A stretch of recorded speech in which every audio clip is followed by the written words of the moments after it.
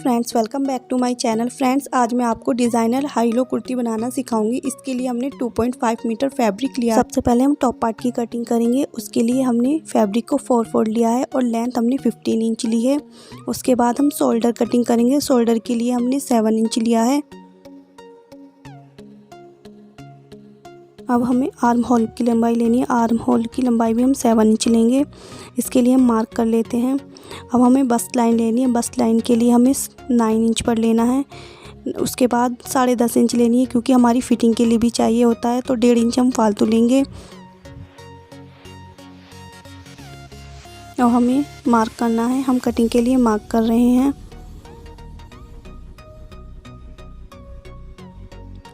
अब हमें arm hole के लिए, इसके बाद हम फ्री हैंड से बैक आर्म होल की मार्किंग करेंगे। अब हम हाफ से 1.25 इंच बैक आर्म होल की मार्किंग करेंगे। चेस्ट के लिए हम 8 इंच लेंगे, तो हम 8 इंच पर मार्क कर देंगे। हमें 1.5 इंच फालतू लेना है सीविंग अलाउंस के लिए, तो हम एक्स्ट्रा फैब्रिक छोड़ देंगे। फ्रेंड्स उसके बाद हमें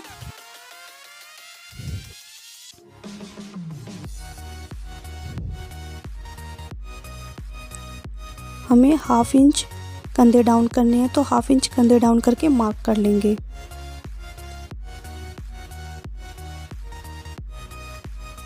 अब हमें कटिंग कर लेनी है, तो फ्रेंड्स कटिंग कर लेते हैं।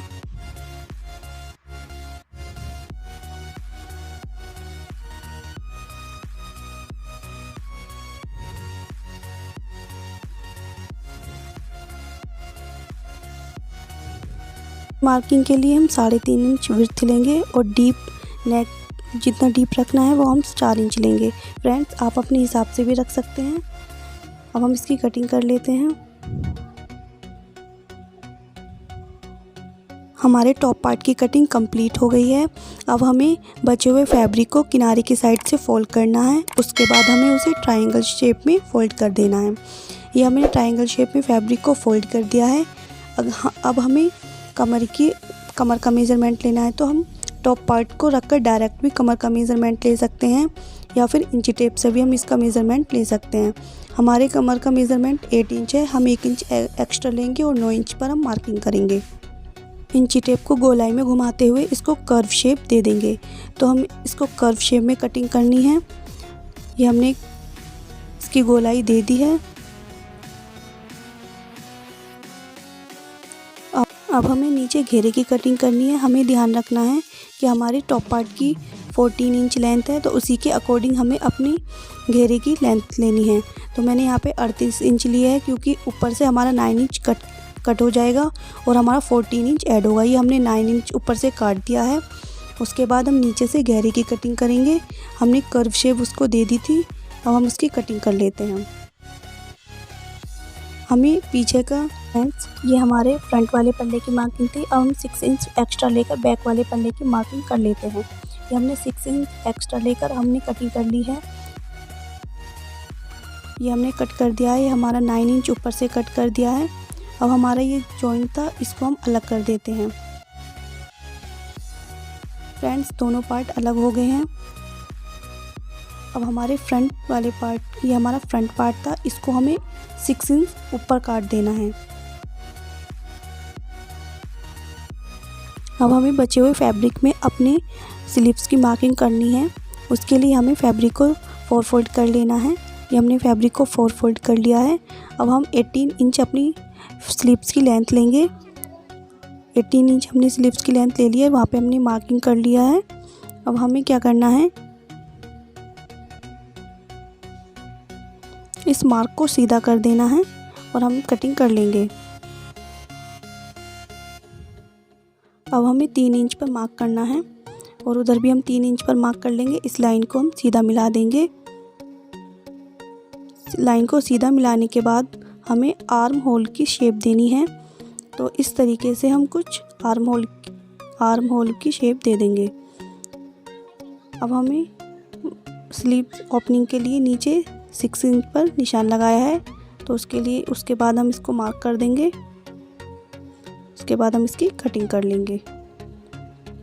इस तरीके से हम स्लीव्स की कटिंग कर लेंगे। ये हमारी स्लीव्स की कटिंग पूरी हो गई है।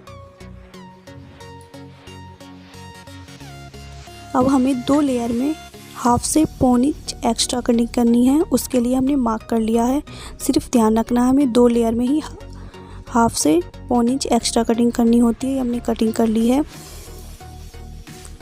अब हमें नेक की कटिंग कर लेनी है, तो उसके लिए हमने 4 फोल्ड फैब्रिक लिया है। उसके ऊपर हमने टॉप पार्ट को रख दिया है और एज इट इज़ नेक जैसी कटिंग कर लेनी है। अब हमने ये कटिंग कर ली है। अब हम इसे, आप चाहें तो इसे बुकरम पे भी बना सकते हैं या फैब्रिक पर भी बना सकते हैं। मैंने इसको फैब्रिक पर बनाया है। उसके लिए मैंने कटिंग कर ली है के लिए पट्टी को काट लिया है और अब हमें पट्टी को नेक पर इस तरीके से लगाना है और स्टिच कर देना है। आगे पीछे के दोनों नेक पर हमें पट्टी को इस तरीके से ही रखना है और स्टिच कर देना है।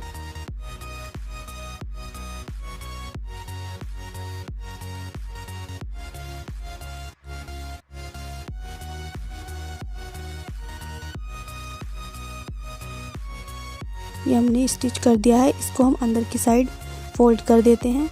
हमने फैब्रिक को अंदर, दोनों नेक की पट्टी को स्टिच करने के बाद हम अंदर की साइड फोल्ड कर देते हैं। अब हम इस पर एक पैर की सिलाई लगाकर फैब्रिक को अंदर की साइड फोल्ड कर दिया है दोनों।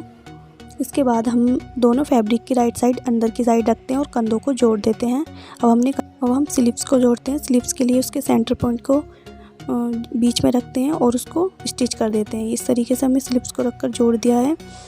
अब हमें जो लो वाला घेरा हमारा फ्रंट की साइड जॉइंट होगा, इस तरीके से हम सेंटर पॉइंट को मिलाते हुए दोनों को एक दूसरे से जोड़ देते हैं।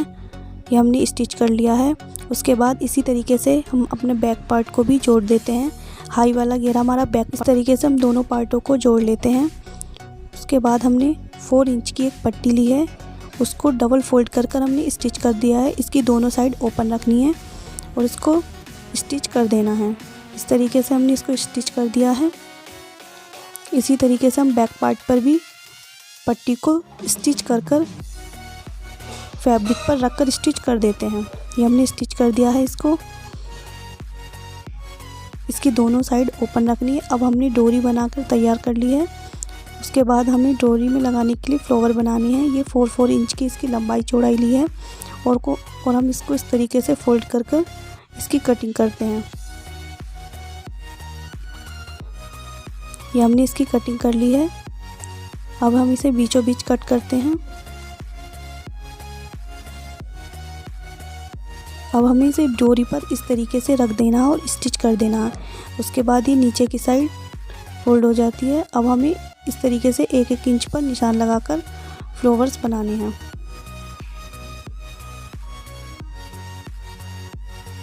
इसको इस तरीके से रखकर स्टिच कर देना है। ये हमारी डोरी बनकर तैयार हो गई है। अब हमें जो हमने पट्टी लगाई थी उसके अंदर इसको डाल देना है, किसी भी पिन की या फिर नीडल की सहायता से। ये हमने इसके अंदर इसको डाल दिया है। ये हमारी इसके अंदर डल चुकी है। इसी तरीके से हम बैक पार्ट की डालेंगे।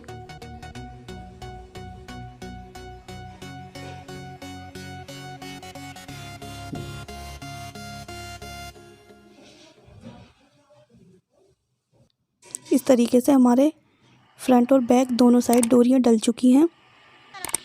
अब हमें इसके नीचे की साइड इसको फोल्ड कर देना है 1-1 इंच। इस तरीके से हमने इसको पूरा फोल्ड कर दिया है।